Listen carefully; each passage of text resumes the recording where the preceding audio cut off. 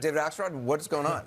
Well, first of all, let me say I was thinking back to 2008 when Barack Obama won the Iowa caucuses. I'm pretty sure that we were well into our cups by this time of night, and he had spoken. Not we're you. getting ready to love. I'm talking about others. We were ready to take off for New Hampshire. You know, getting ready to take off for New Hampshire. So this is pretty.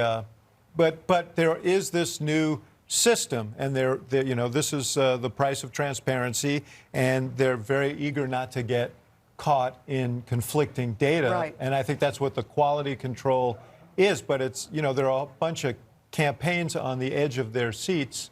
So the campaigns don't even know at this point.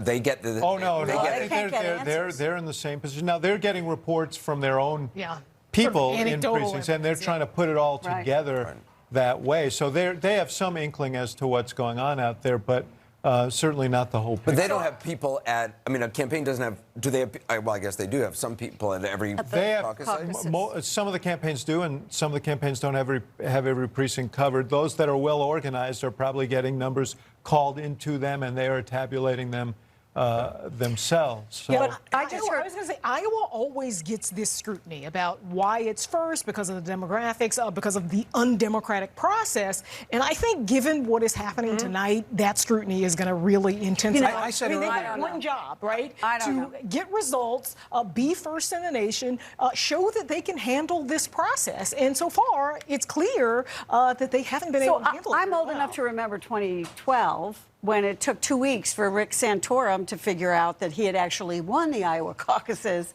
by 1%, but we were saying the same thing at that time. I was just emailing with a Democratic pollster who said to me, the Iowa Democratic Party needs to make sure that the three sets of numbers are consistent with each other, which would be the hard vote, the popular vote, then the delegates, the delegate equivalents, and what's the third? The first round. First round. So, in other words, he said, not so easy. It's one of the costs of transparency.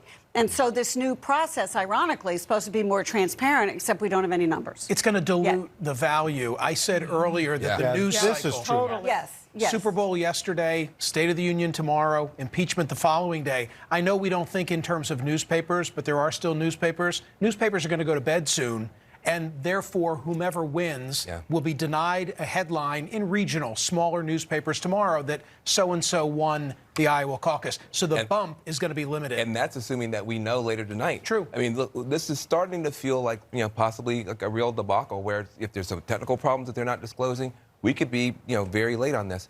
I mean, I just think that the idea of the caucus has failed to meet the viability threshold, okay? The idea of the caucus itself has failed to meet the viability threshold because we've all been saying the whole time, why Iowa in the first place? It's 90% white.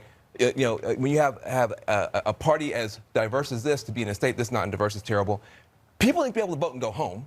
I don't like caucuses in the first place. But then if you can't even deliver on your one job, Nia Malika said it exactly right. You only have one job, Iowa.